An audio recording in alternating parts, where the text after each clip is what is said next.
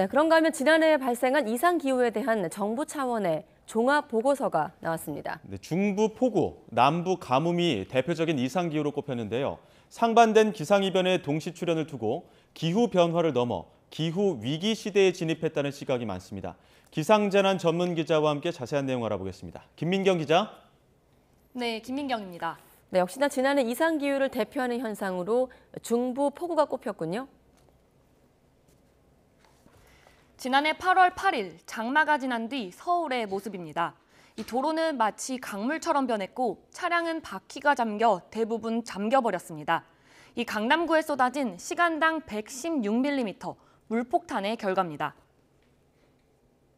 정부 차원의 이상기후 보고서는 장마부터 8월까지 중부지방에 쏟아진 최악의 폭우를 2022년에 가장 큰 기상이변으로 지목했습니다.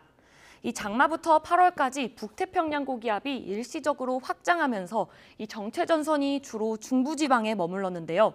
이 때문에 중부지방에는 시간당 100mm가 넘는 집중호우가 잦았습니다. 이로 인해서 8월 한 달에만 중부지방에 총 19명의 인명피해와 3,154억 원의 재산 피해가 발생했습니다. 네, 한쪽에서는 폭우가 쏟아졌는데 남부지방 가뭄도 지난해를 대표하는 이상기후 현상이었죠. 네, 그렇습니다. 남부지방에는 반대로 물이 부족해 가뭄이 극심해졌는데요. 6월부터 12월까지 기상가뭄이 계속되면서 1974년 이후 가장 많은 227.3일의 가뭄 일수를 기록했습니다.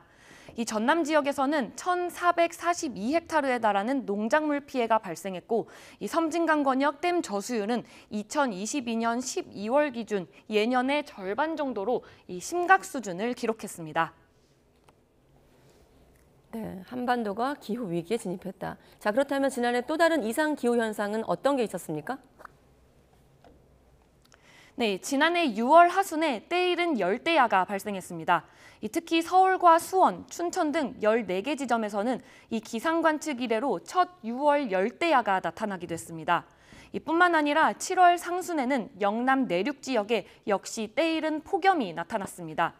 이로 인해 온열 질환자는 사망자 9명을 포함해 총 1,564명으로 전년 대비 13.7%가 상승했습니다.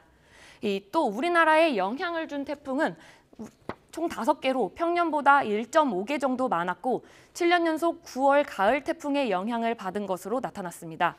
특히 11호 태풍 흰남노가 거제로 상륙하면서 집중호우와 강풍으로 인명과 재산 피해가 잇따랐습니다.